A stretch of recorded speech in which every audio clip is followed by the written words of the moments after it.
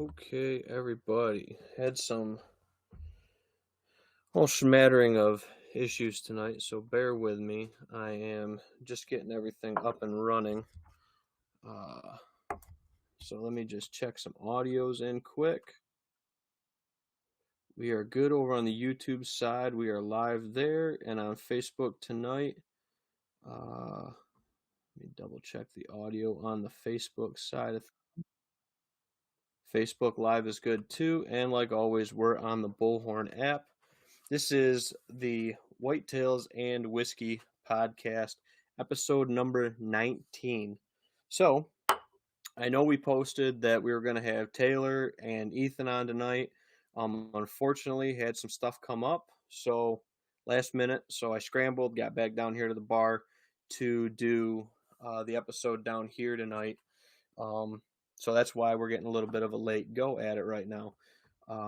But tonight we got a couple different things. Like I said, we were going to talk public land, out of state hunting, that kind of stuff, and that will be in a future episode. Unfortunately, it's not one that we're going to be able to bring you tonight because of some stuff that came up. So tonight I figured we'd do something a little bit different. We'll talk about a little bit maybe more of the whiskey side of things, and then tie into what I got planned coming up for the whitetail side and habitat side of stuff, kind of to balance it all out. So we'll hit the ground running like always. This is a live Q&A. We're going to start off tonight with our whiskey of the night. This is Bell Mead. This is one that you not that common to see on store shelves, and one I've been wanting to try. As you can see, I'm just cracking it open tonight. This is distilled in Indiana and then bottled in Tennessee. So it's an older brand that dates back to before Prohibition, closed down obviously with Prohibition, and then reopened under the Greenbrier or Nelson's Greenbrier distillery. So a little fresh cork pop. Hopefully that came through on the audio. So, and that's what we'll be. That's what I'll be drinking tonight. Unfortunately, Nate's not joining me either.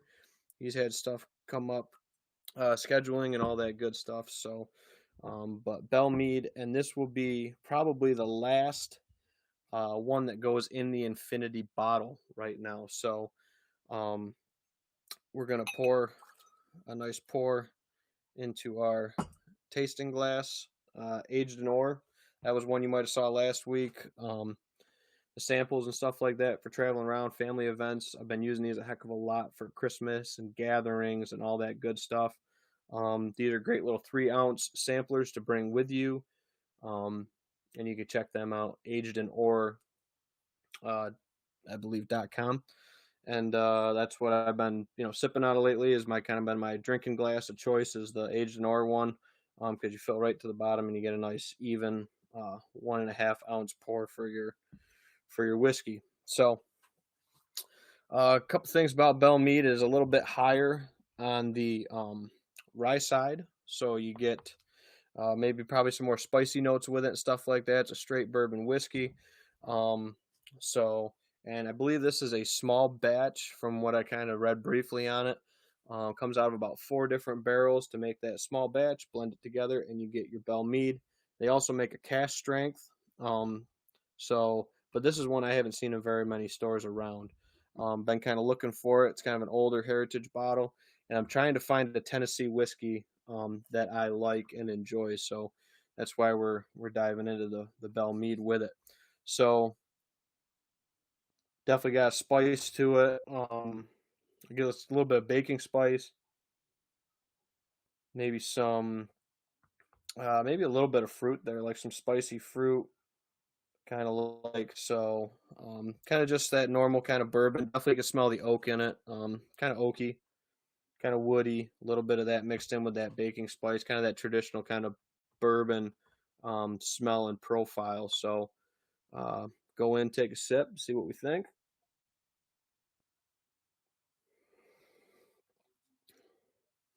Definitely got a lot of that baking spice, that kind of rye. And at 90 proof, 90.4 proof, I get a lot of I definitely don't get that Flintstone kind of vitamin that I get on, let's just say, that George Dickel or something like that. Um, it's actually not too bad. I think this is, I draw a lot of comparisons with this one right off the bat with the smell and the taste to like old Granddad Bonded. A little bit lighter and doesn't have that as sharp a bite as that Granddad 100 does either. Um, but definitely a nice little enjoyable sipper.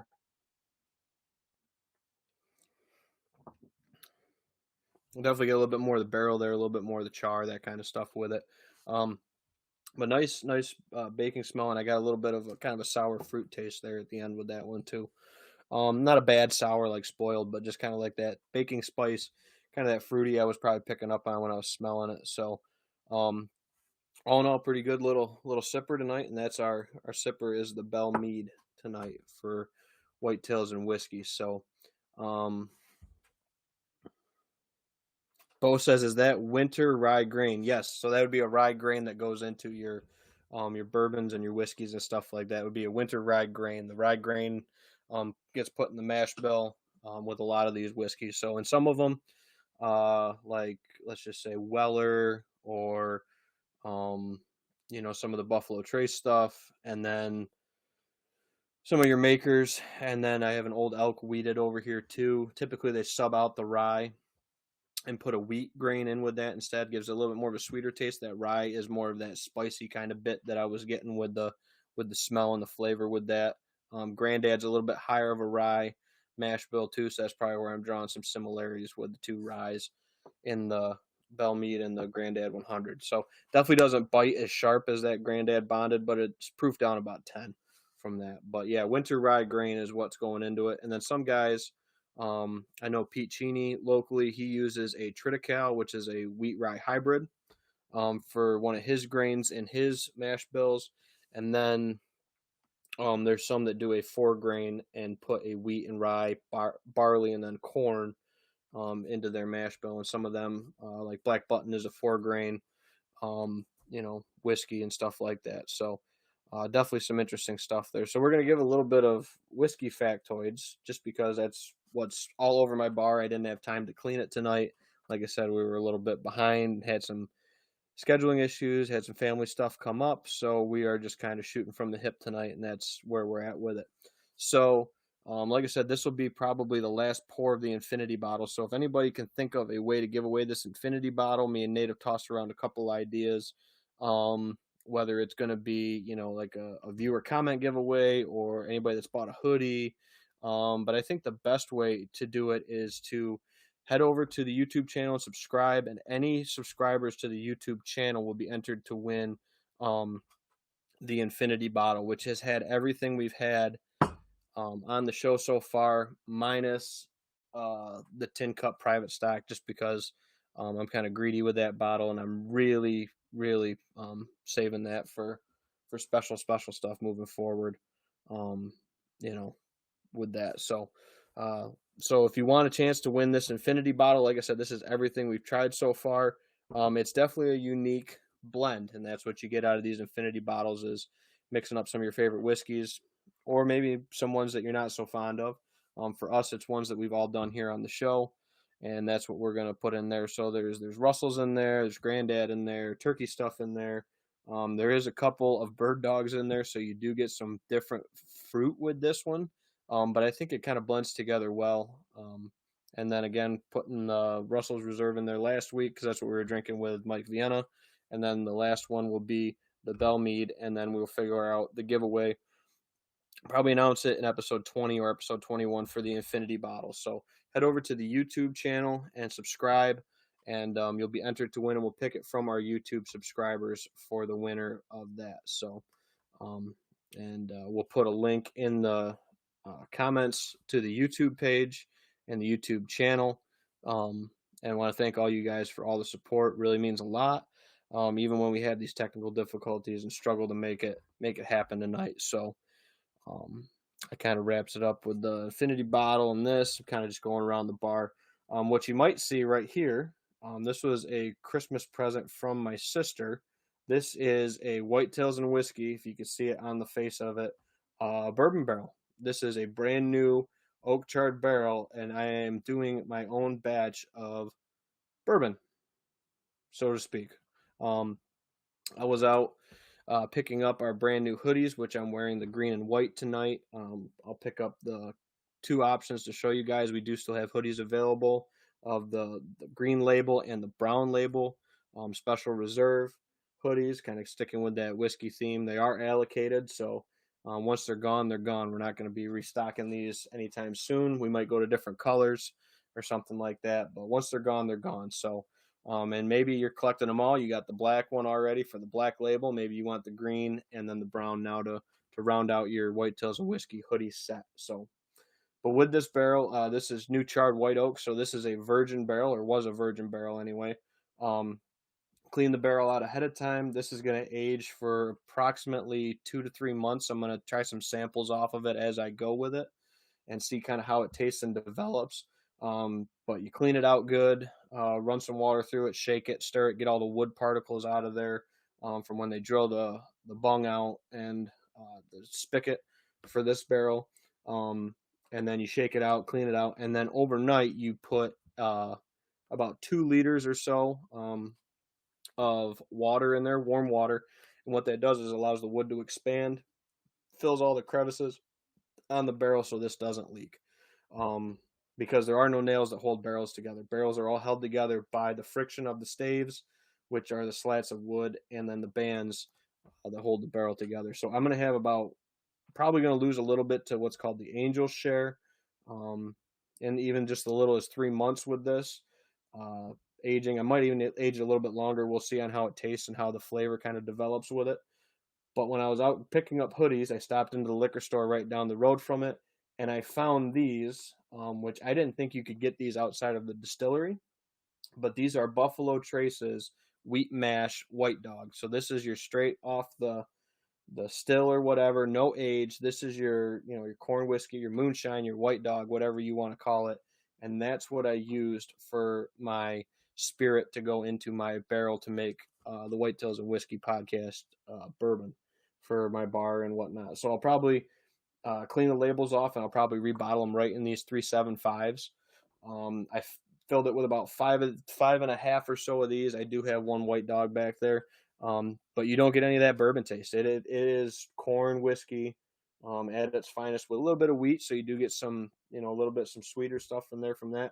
But I'm really looking forward to how this pulls off the barrel, and I'm really excited for it. I got to sign the back of my barrel. Barreled this up yesterday.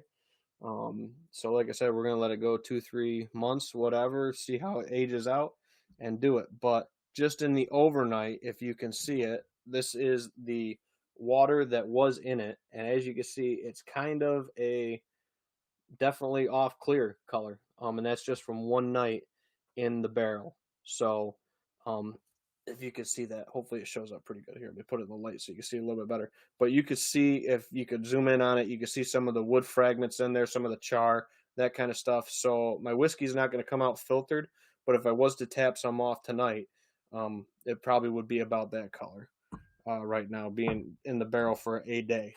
It's going to age a little bit faster in a smaller barrel versus a bigger barrel because of the contact of the liquid to the surface area of the wood.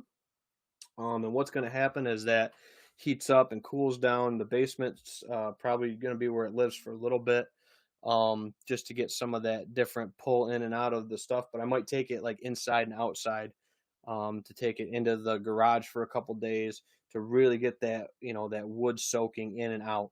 And a really cool example of this, before I came back home, I met up with Ethan before we had a change of plans, and he had a couple barrel staves from a project that he was working on. And if you look at these barrel staves, the dark line that's in that stave along the side, hopefully it focuses up and you can see it. So you see that dark line in there? That's where the whiskey penetrated into that wood, and that's what gets you your color, your flavor, all that stuff. And then obviously the black char of your barrel. These came out of a Maker's Mark barrel, so something a little bit different, something a little cool. He kept the lids off of it, but he gave me, I don't know, like a dozen staves or so to use for a couple projects I got in mind for some whiskey crafts and stuff, so to speak. Maybe to do here at the bar. I don't know if I'm gonna do shelves out of it or trim up the bar edges or something. I haven't decided yet, but he was nice enough to give me, like I said, about a dozen staves, so I'll be playing around with those. Um, and it's really cool to be able to see the different whiskey lines and where it penetrated into the wood. This one shows it a little bit better comparatively, so hopefully you guys can kind of see that with the with a little bit of that. So if anybody's got any questions on whiskey or bourbon, I'm not a, I don't know everything about it. So I'm learning and I'm trying to, teach people as I go. Usually I'm talking whiskey or talking stuff when people are down here at the bar trying stuff. Um, and yeah, the collection's kind of grown quite a bit over the last couple months with the podcast and all that stuff. Kind of jumped into it and slowed down. Now I got to start cleaning out a couple bottles and trying some new ones and figuring out what I like and share it around with friends and family and folks. So, but anyway, so enough of that whiskey talk for right now.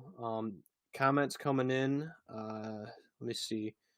On the YouTube side, don't have anything coming in on the YouTube. Got 10 viewers on, so if you want to drop a comment, let me know where you're tuning in from, or if you got any questions, stuff like that. But stuff I've been doing in the last couple weeks at work, we've been taking down more hazard ash trees and stuff like that. So I've been out doing a fair amount of chainsaw work at my full-time job at Finger Lakes Community College. Took down probably another 40 or 50 so trees today. Again, nothing super big, most of them are averaging about this size. There are a few of them that are, kind of chest huggers, so to speak, for tree size. And then just the kind of miscellaneous cleanup, taking out some, non-native buckthorn stuff like that too, to make little pockets to drop these ash into, where they're not going to drop and fall and, hurt somebody or injure somebody. So plugging away at that. But again, right now is a good time to get out and prune or release your native apple trees and stuff like that. Also, maybe do some thinning around some of your oak trees for better mass production is another time that you can do that right now. I know the Pert Near guys have been out there whacking on it now that we've got a little bit of the snow went away that they had west of us. So I know Billy and all those guys have been itching to turn the saws on. I haven't turned a saw on my piece yet, but I got a couple habitat days for clients coming up. Had a property checkup last weekend, which is one that we're gonna do some habitat work on this go around. Now that we've been working with them for like 4 or 5 years now, make some kind of fine tune adjustments on the plan, cut in some beddings, and work that all in with the access and the food now that's all laid out and established that was not there when I first was there 4 or 5 years ago. So looking forward to get out there and cut these bedding areas in. We walked it and planned it out this past weekend on that piece up in Wayne County.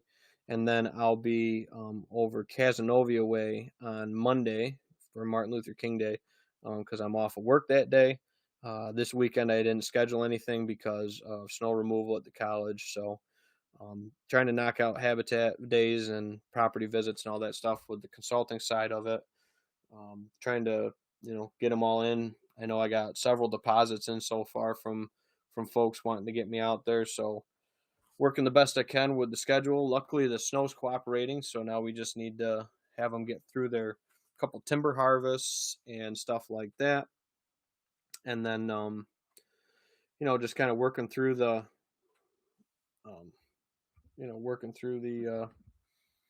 the habitat side of it. So a couple big projects I have kind of on my kind of radar this year is getting a couple new access trails cut in, new stand locations that I had found last year and marked out. Those will also be in the to-do list going forward, is get those maybe not necessarily in all the way, but roughed in and then maybe trimmed out. Have to redo some of the insides of a couple of our tower blinds. There's some stuff we got to do with that accordingly to make them shirt up a little bit better.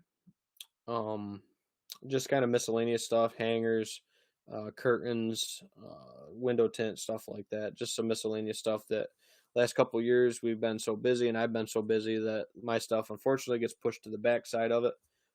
Clients and family and everything come first, obviously, and then I'm able to get my stuff knocked away on a little bit. So um, hopefully you guys can find some time to do the same on your stuff for this time of the year.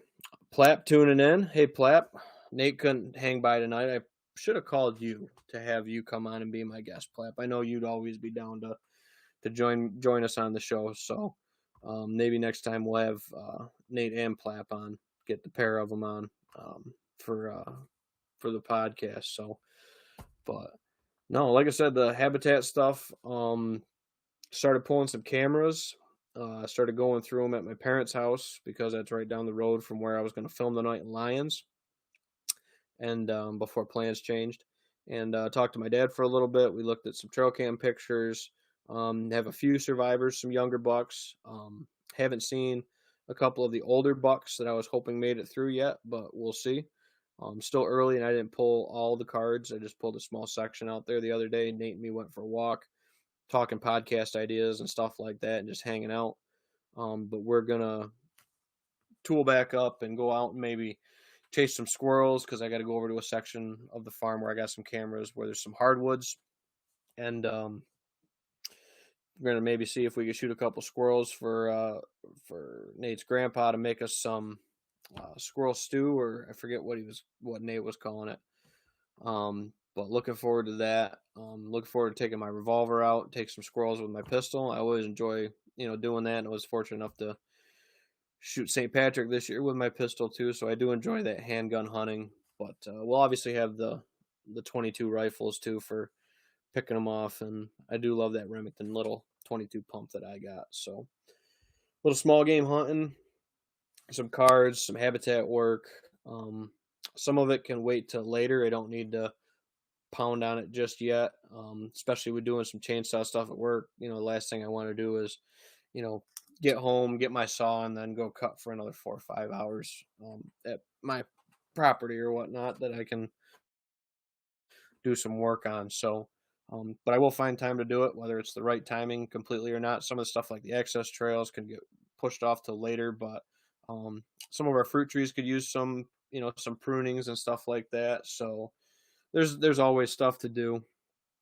But Nate texted me, asked if I'm on. Yeah, I got a late start, Nate. So if you're tuning into this, I just got a little bit of a late start tonight on it, unfortunately. So let's see. Let's check, make sure nothing's not seeing anything coming on the comment line. So I don't know if everybody's being able to comment in or not. I did see Bo's come in earlier for the rye grain question, but wondering if anybody else had any questions that I might have missed with it. If you do have any questions, feel free to drop them in. I'm just trying to make sure that I got all my bases covered with everything. I'm not missing anything. Usually Nate's watching it out of the corner of his eye like a hawk. He's kind of my go-to moderator with it.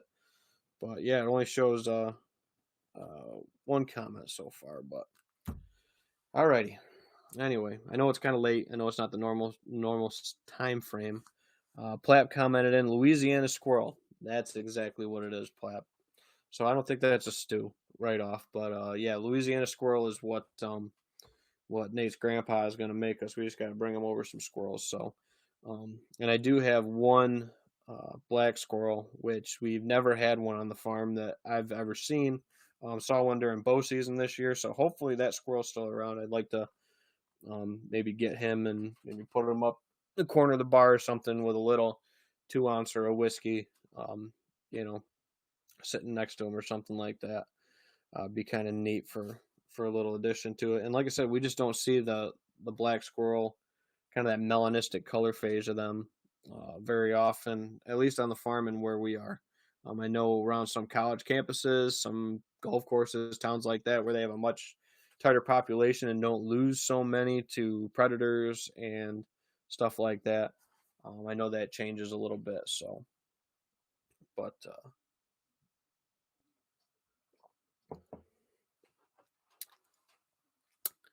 definitely got some spice in this.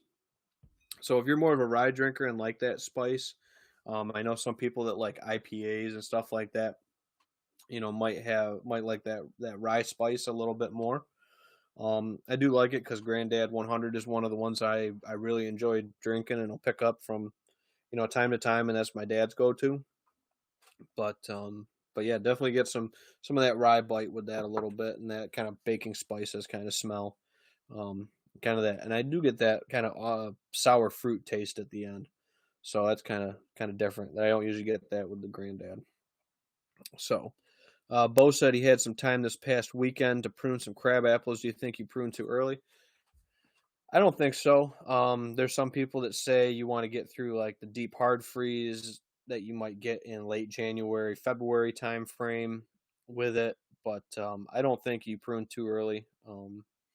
The best time to prune is when you can get out there to prune in the off season. So if you found time to do it, um, obviously that's going to be better than not getting it done at all.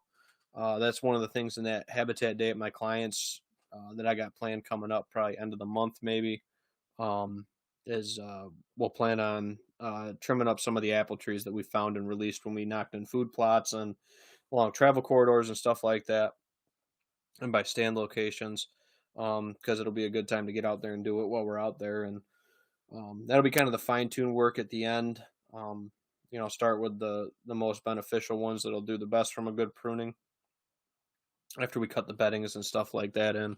And hopefully going to put some of those videos up over on the Old Tin Cup channel.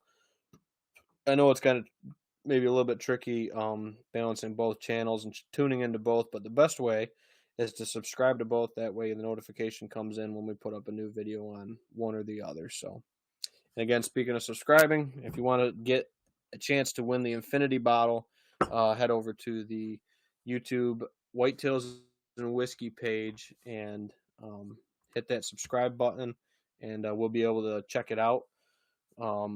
See who's subscribed. Go to the list of subscribers and pick one at random, and we'll do a random number draw, and we'll see what we get. So I don't know how many YouTube subscribers we have right off. I think it's not very many, so your chances of winning this bottle are probably just about as good as the number of whiskeys that are in the bottle. So right now we have on the channel, we only have 18 subscribers and 18 videos. So if you want a 1 in 18 or 1 in 20 chance right now to win the Infinity Bottle, subscribe on the YouTube channel to get a chance to win. And we'll go from there. I think that's how we'll do it. We'll push some subscribers over to win the Infinity Bottle. We'll do some posts on it. Share it to your friends and family. Let them get in on it. We're going to do probably more Infinity Bottles as we keep going and all that good stuff. Just kind of something different, and let you guys get a little flavor of what we've been drinking. Maybe while you guys have been, tuning in and checking us out. So, and we always appreciate it. But yeah, Plap commented back in. It sounds like you guys work at deer hunting year round. There's always something to do in the woods. Plap, I agree with you 110%. Definitely always something to do, whether it's game planning, scheming, anything like that. Again, I got to get over and just kind of glanced over. I got to check out my whiteboard, start updating it for survivors as they come in to figure out, figuring out what bucks we're going to be chasing next year. Again, we killed 2 out of the 4 this year on 1 year rules. Both of our older bucks that we killed, St. Patrick and Double Wide, were both killed on 1 year rules. Didn't have any history with Hornet that I really know of. I did find a shed from 2 years ago that might have been his, kind of similar formation, but I had no solid information with him. And then halfway, I just never checked to see if it was or not. So we're just going to call it 2 out of the 4 that we killed this year, we killed on a 1 year rule. And those were the 2 oldest bucks we killed this year at. We know Double Wide was probably 5.5, and then St. Patrick with these are 5.5 or 6.5, maybe older. We're gonna send the teeth out, and we'll let you guys know how they come back. But both of our oldest bucks we killed this year were killed on 1 year rules. And Outlaw was a 1 year rule buck. Bud was a 1 year rule buck, and then actually I'll give a little shout out here quick.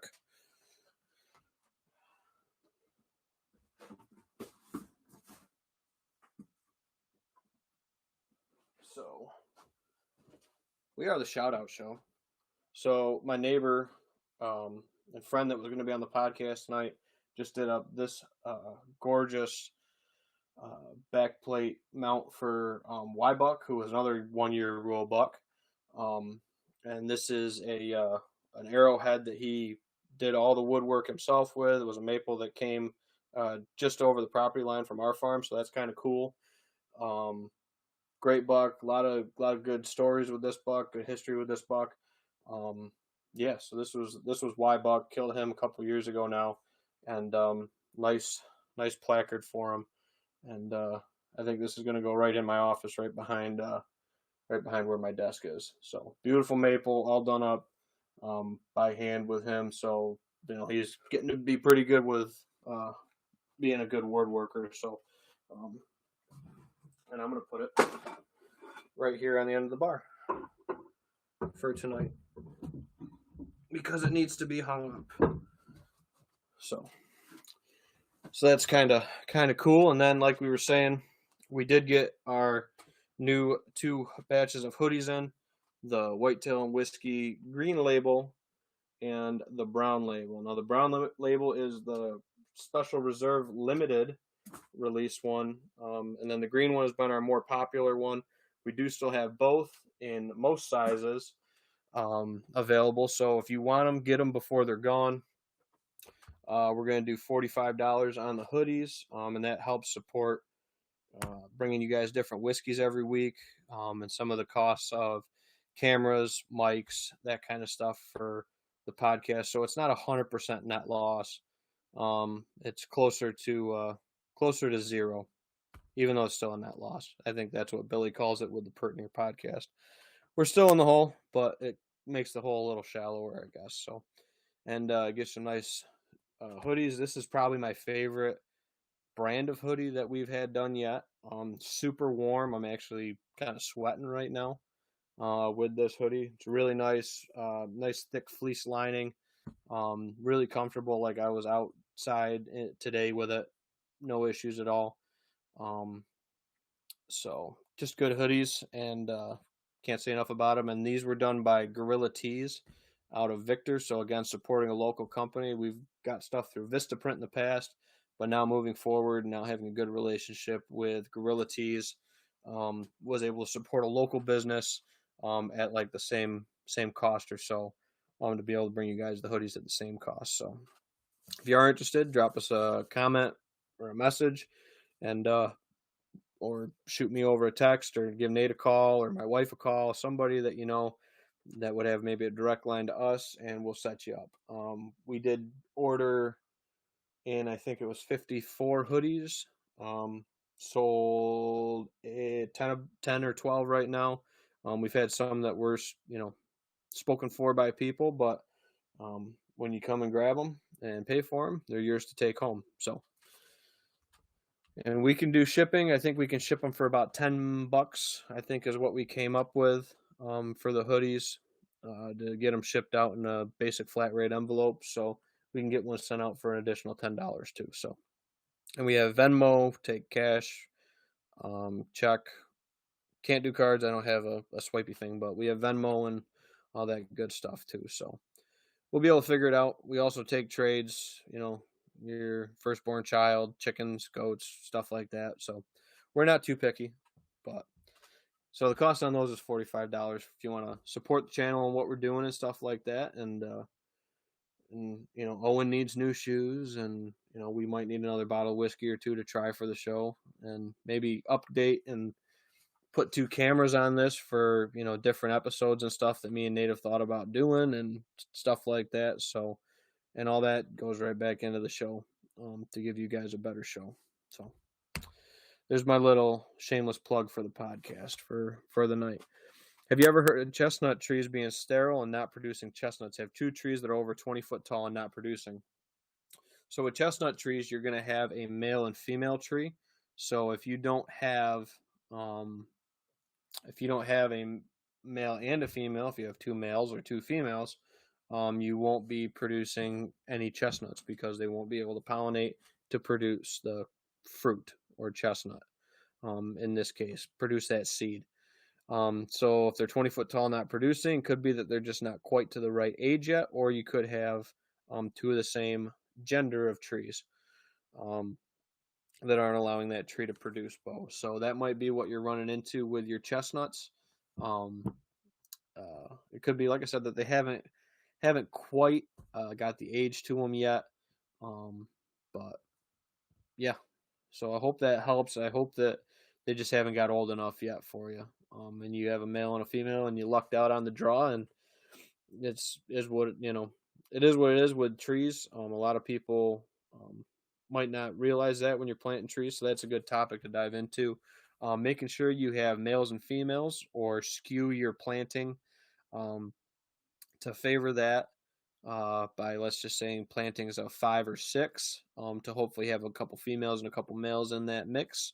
Um, so another one that you might want is a cross pollinator for your fruit trees, your apples, pears, stuff like that. So making sure you have a varietal that will cross pollinate that tree to let it produce fruit. So that's all very good things to take into consideration. Like I said, it's better to plant a couple more, especially when you need like a cross pollinator or male and female trees in certain instances to, um, help you produce that fruit and that mast on that tree. So, Bo says, how long does it typically take for a chestnut tree to produce? That's going to depend on it's going to depend on the varietal. You know, probably 8 to 10, I would say, on the short end. Long scale, 15, maybe 20. Some varietals are going to produce maybe a little bit sooner than others. And I'd have to double check with whatever variety it is to, just reference it. But you can search whatever variety it is and kind of get your maturity date to see when it starts maturing to produce fruit or seed.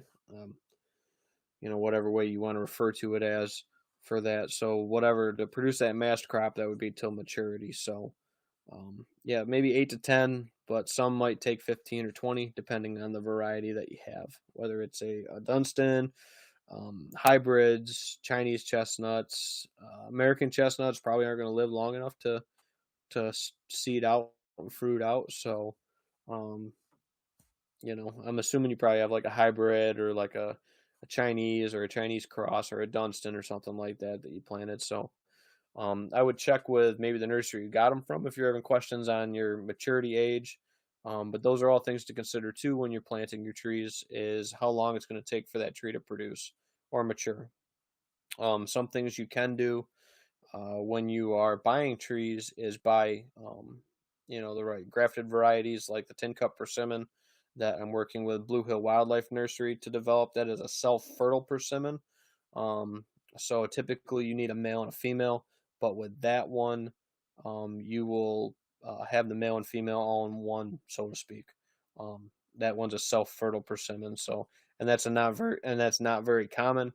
And that's one that we're really looking forward to working with Ryan over there at Blue Hill and getting more of that tree out there. It's one I found on a piece of property, and one that we're trying to develop and bring out there for habitat and land managers, and um, you know move them on up. Bo says, think you bought them Chestnut Hills. I think they are hybrids. Yeah, they're probably a hybrid cross of some sort. But yeah, you could reach out to Chestnut Hill and figure out what their maturity age is on average, and then that should be able to give you a little bit better insight in it. But typically they tell you on those sites if you're going to need multiple trees or a male and a female tree, to produce. The ways to check that is, checking if they have the long, not samaras, that's not the right word. They have long pollen pods if they're males, and then females will flower, if I'm not mistaken, with chestnuts and the way that they produce with it. They have long, basically long sperm cells, I guess you call them, for the male side of it, and that will fertilize the flower. So you'll see that with males and females, and I see that with my chestnuts that I've planted. Males and females, and you only need one male to pollinate a bunch of females. So that's one thing too, is just to plant a bunch of them, and you'll get males, you'll get females, and you'll be able to, produce some chestnuts with that. So, how far north do you think you can plant those persimmon trees? So they're in 8F. They're in New York. They're a hardy tree. We do have some cold winters and cold temperatures. It survived. I was in college, so probably the winter of 2012 or 2013, maybe it was 14. When we had those really cold temperatures, most of Canandaigua Lake froze, which is something we don't see a lot down here, and that tree pushed through and did just fine. Didn't freeze out. So, um, I think that they could be planted, in most of New York. I don't know if you'd be able to get them into some zones of, let's just say, like Vermont, New Hampshire, stuff like that. You might run into issues on the Adirondack Park area and stuff like that. The foothills of the Adirondacks, you might, because you drop a couple more grow zones. But they do well in Wayne County, where the tree was originally found. So we'll see. And I know Ryan's been, doing extensive checks on them. They're doing well at his nursery down in PA, so that should be good. And I know he has a lot of root stock available for grafted cuttings to make sure that that's 100% that varietal of plant, going forward with it. So, and that's a tin cup persimmon, which I think it still shows as sold out on the on the on the website. But I know he's going to have more in when he starts grafting them out. How long before the persimmon trees bear fruit? I would say probably 10. You might get some sooner out of that, but I'd probably say 10 to 12 would be a safe bet. The tree was already mature and growing when we located it, so it's tough to say until we actually get one that's old enough. I know Ryan started planting some last year, so these will be year two, like 2 or 3 trees now, and we'll start to get some better ideas on that. So, but being a grafted, you might see sooner than that because it's not grown from seed. So because it's a cutting from the mother tree, or parent tree, whatever you want to call it, it might fruit sooner. And Ryan would probably have more insight into that than I would. So again, that's Ryan over at Blue Hill Wildlife Nursery. So Plap says over on the YouTube line, I will take a green double XL. Actually have the ones that Nate already put your order in for you, Plap, and it's in my truck to give to him. I was going to drop it off tonight on my way through, but I got rushed around and stuff like that, so didn't end up catching up with him at the end of the episode like I planned on doing to drop him off. But I do have your 2 that Nate wanted ordered pulled out already, so you're all good, Plap, and it's all waiting for you. Dan says, hey Ben, any large hoodies left? Yes, we have large left in green and I believe brown. I will double check the box. My wife is very meticulous and organized with her stuff that she does with the town of Phelps and all those events she does. So she showed me creative and unique ways to inventory and categorize clothing, which is something that I never had to do. I never worked at a retail shop or anything like that. Always worked on a farm or, doing manual labor kind of stuff growing up. So I never worked a retail store. So she showed me definitely unique ways to fold them, which is very compact and simple, and inventory them, and helping me keep much better track of it than I would be doing on my own. I used to literally just put a safety pin on them and hang them all up on hangers in my closet when I used to do hoodies for Old Tin Cup and stuff like that. So this is much simpler and much more refined process. But yeah, Dan, we do have large left in the green and I believe the brown. So if you are interested in it, let me know, and or don't just tell me what color you want, Dan, and we'll get one out to you guys, and we'll make sure we have the right address this time, because when we sent you guys the Christmas card, it kicked back to us. So we'll have to double check your address, and if not, we can always drop it off at Mary and Joe's, and somebody can grab it when you guys are back in town, or whatever you want to do, man. We'll get one to you. And thank you for tuning in tonight. And I hope you're enjoying a whiskey. do have the 18-year-old Scotch down here at the end of the bar that we were able to have together at Christmas. So, yeah, I did like that Scotch. So, cheers.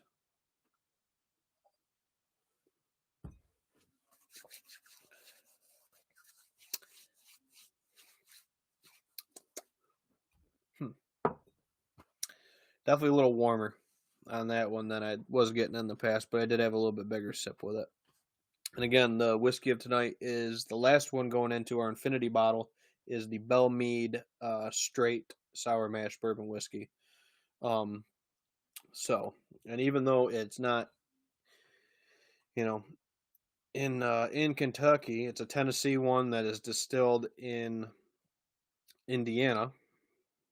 So it doesn't have to be made in Kentucky to be a bourbon either. That's another thing that some people um, don't know right off when it comes to bourbon, or heard that it's got to get done a little bit differently. To be a bourbon, all it's got to be is in 51%, or I forget what the corn breakdown is right off, but it has to have corn in the mash. It's corn-based product, aged in a new American white oak charred barrel, and it can be aged as little as 3 seconds to be a bourbon. So technically, this is bourbon in my my little Whitetails and Whiskey podcast bourbon barrel down here at the end of the bar. But after this batch comes out, it can no longer be a bourbon that comes out of this barrel. It will only be a whiskey because it's not a brand new virgin charred white oak barrel. So just a little bit of something for the whiskey and bourbon, kind of nerds that are tuning in a little bit with this, or if you want to learn more about it, we're going to give you some tips and stuff along the way, and some, fun facts that you might not even have cared to have known for your whiskey and bourbon, knowledge. But, so, all right, well, I'm going to do another little pour of that to see after we get out of the neck if it changes. Not as good of a pop a second time around. It never is. So, what's everybody else doing tonight? What's everybody else maybe drinking tonight? What do you got going on for habitat projects? I know we're going to probably only go for another 15 minutes or so for an hour long show tonight for the podcast. Just because we got a later start on it. I'm by myself, and I like hanging out with other people and talking. And like I said, we'll do a follow-up episode at some point with Ethan and Taylor to talk about Taylor's public land hunt and some of the success they've found, some do's and don'ts, some how-to stuff on the public land side of it. So I'm really looking forward to that. I was looking forward to it tonight. And then next week, I believe it's next week or the week after, we got Andy from Bernestle's Deer Processing coming in. I don't know if he's going to come here. We're going to come to him, and we're going to talk some do's and don'ts of game processing management. Some of the stuff, to help you bring a better product to the table. And we'll probably cook up some venison and have a nice little chat and sit down, have some venison, talk about what to do and don't when you prepare your venison, or prepare it, field dress it, and all that stuff. And help you bring a better product to the table, so you don't get that person that says, that's gamey, or that's kind of tastes bad, or stuff like that. So, and there's a lot of stuff you can do after the harvest before it comes to your dinner plate that will make that a much better product for you to bring and share with everybody. So one thing I haven't checked yet today, or tonight rather, is the bullhorn side. So of course my laptop's freezing up, so I hope the picture isn't all screwy right now. But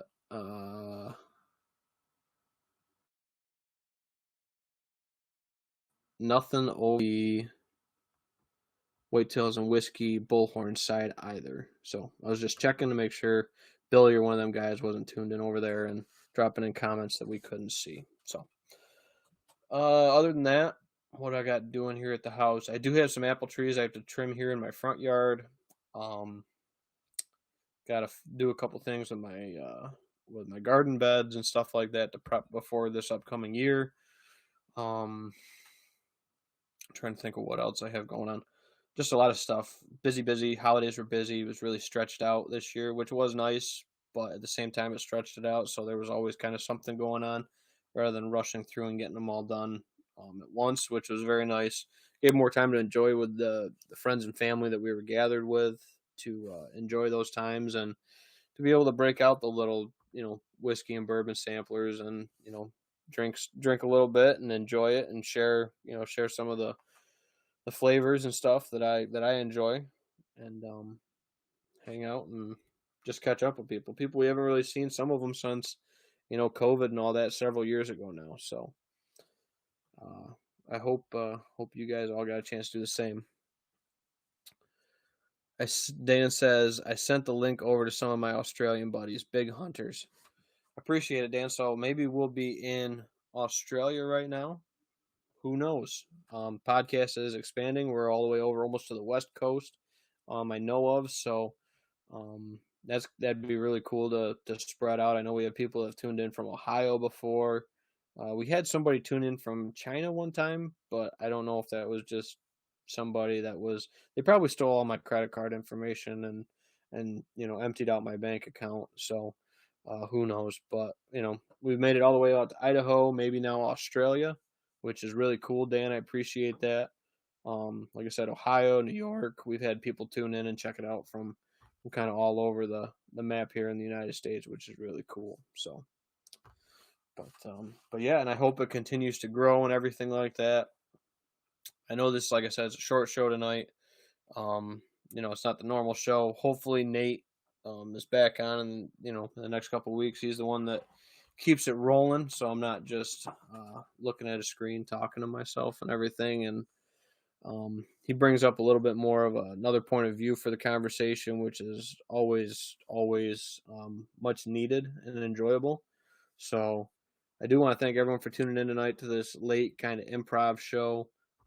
This will be all posted up on the Whitetails and Whiskey YouTube page after this, so you can check out past shows.